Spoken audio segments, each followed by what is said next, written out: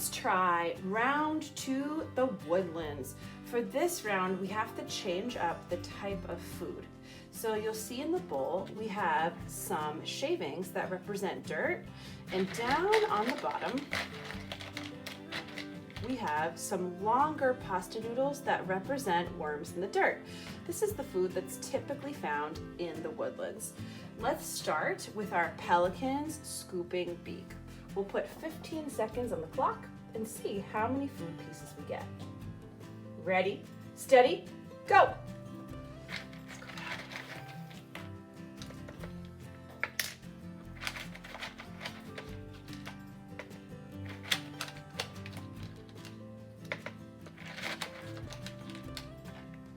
Oh, all right.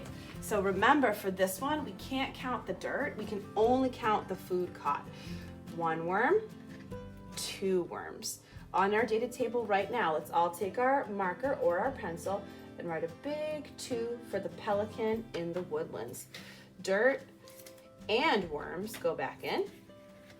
And we're ready to test the hummingbird's straw-like beak. Go. I really want my hummingbird to get at least 1 this time. Let's see. Okay,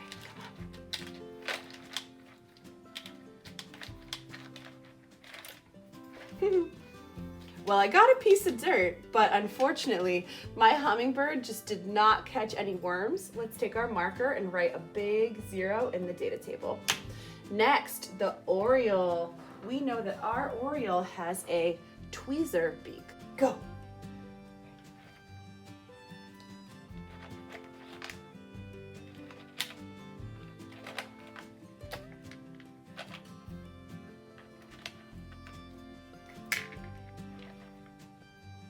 All right, stop. Great. Let's count up the oriole's food now. 1, 2, 3, 4, 5 worms. On your data table, write the number 5 for the oriole. On your data table, circle the food survivor for round 2, the Woodlands. Circle the food survivor.